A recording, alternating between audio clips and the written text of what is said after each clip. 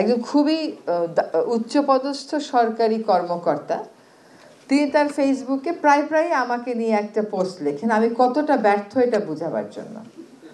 উনি বলেন যে এই যে কি নাম পলিথিন বন্ধ করতে পারলাম সুপার শপ, এটা যে কোনো একটা বাচ্চাও নাকি পারত, তো সেই বাচ্চাটা 54 বছরে জন্ম কেন হলো না বুঝতে পারলাম না। যাই হোক, এখন আসেন একটু নদীতে। উনি বলেন যদি পারেন তো নদী একটা নীল পানি করে দেখান। দেখেন এইসব হচ্ছে খুব গভীরে না যেয়ে কথাবার্তা। আমরা যখন ঢাকা শহরের 4টা নদীকে দূষণমুক্ত করার কথা বলে যাচ্ছি এবং উন্নয়ন সহযোগীরা এগিয়ে এসছে, তারা কিন্তু আমি বলবো ওনাদের নিজেদের যে প্রথাগত কাজের পদ্ধতি, তাদের যে আমলাতন্ত্র, আমাদের জোরাজোরিতে সেখান থেকে বেরিয়ে এসে বলতেছে ঠিক আছে যাও, তোমাকে আমরা একটা নদী পরিষ্কার করার টাকা দেব, সেটা হচ্ছে তুরাগ নদী। তো আমরা আশা করি যে খুব সহসাই তুরাগের কর্মপরিকল্পনাটা চূড়ান্ত হয়ে যাচ্ছে। এইটা আমরা আশা করি সেপ্টেম্বর থেকে আনুষ্ঠানিকভাবে কাজটা শুরু করতে পারবো এখন ইনশাল্লাহ। এখন কেন আমরা বুড়িগঙ্গাটা ধরতে পারলাম না?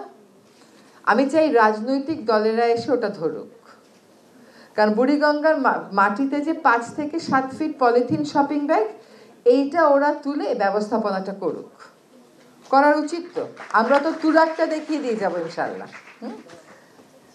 বুড়িগঙ্গাটার আমরা এমন অবস্থা করেছি যে এইটা যে কেউই হাত দিতে ভয় পায়। হ্যাঁ, এটার এই পলিথিন তুলবো, পলিথিন কোথায় রাখবো, সেটা কেমন করে আমরা আলটিমেট ডিসপোজাল করব, এইটার জন্য যে সময় দরকার, যে পরিকল্পনা দরকার, তার ব্যাপ্তি অনেক।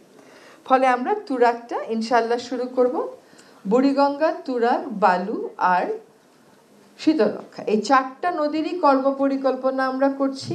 4টা নদীরই আমরা পুরা বাজেট অ্যাসেসমেন্ট করছি এবং আমরা চেষ্টা করব, আমরা এডিবি ওয়ার্ল্ড ব্যাংকের সাথে কথা বলেছি, ওয়ার্ল্ড ব্যাংক তুরাগে সাহায্য করবে বলে দিয়েছে, এডিবি তুরাগের সৌন্দর্য বর্ধনে সাহায্য করবে বলে দিয়েছে।